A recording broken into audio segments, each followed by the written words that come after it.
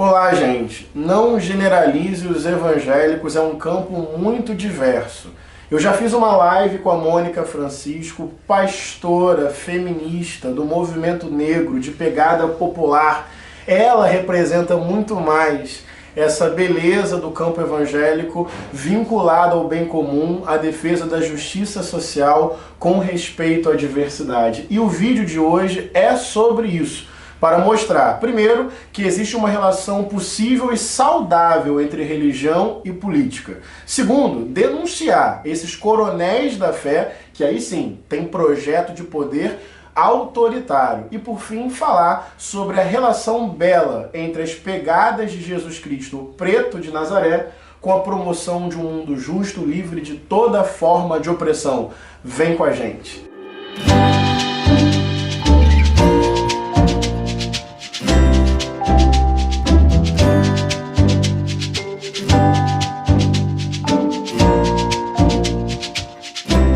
A relação do cristão em sociedade, a relação do cristão, da cristã com a política, ela é extremamente saudável quando não há o aparelhamento do Estado, quando não há o aparelhamento da igreja, do aparato religioso em relação ao Estado. Ela pode ser extremamente benéfica, saudável e muito bem-vinda.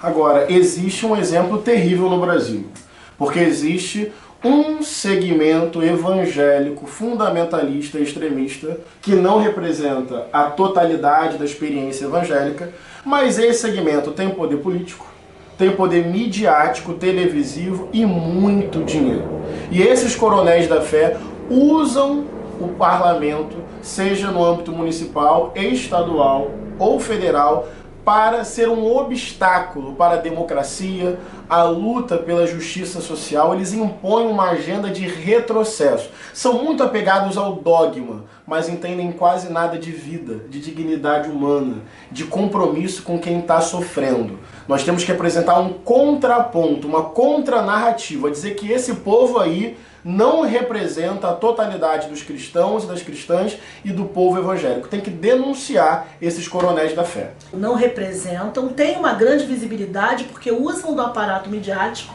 para beneficiar o seu projeto, o seu plano de poder, que é um plano teocrático que nada tem a ver com o preceito bíblico, com a teologia que a gente acredita.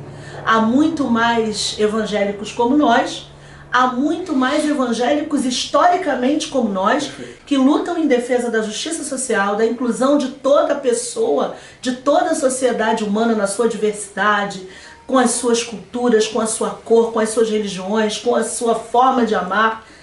Essa é a parcela da população evangélica, dos evangélicos e evangélicas progressistas que a gente representa.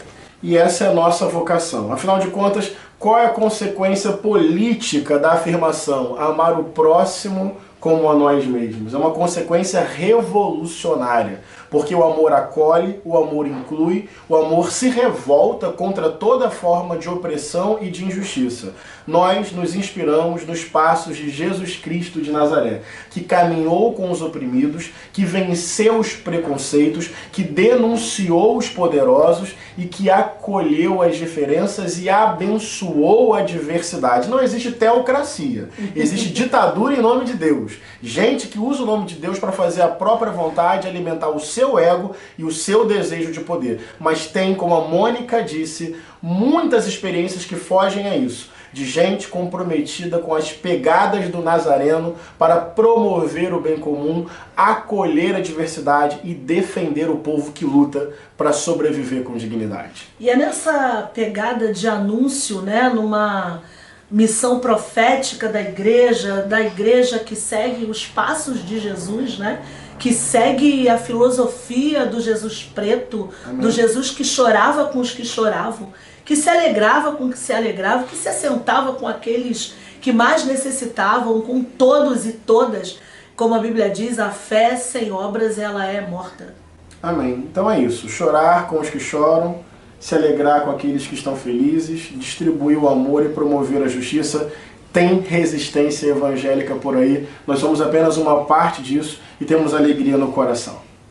Nós somos parte de milhares e milhares que vêm na pegada desse Jesus preto, periférico, inclusivo, alegre e festivo. Amém. mas também subversivo, denuncista.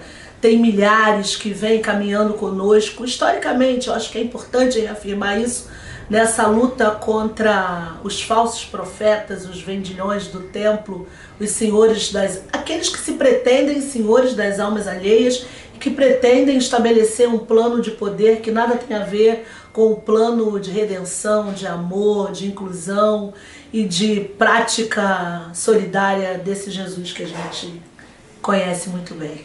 Amém.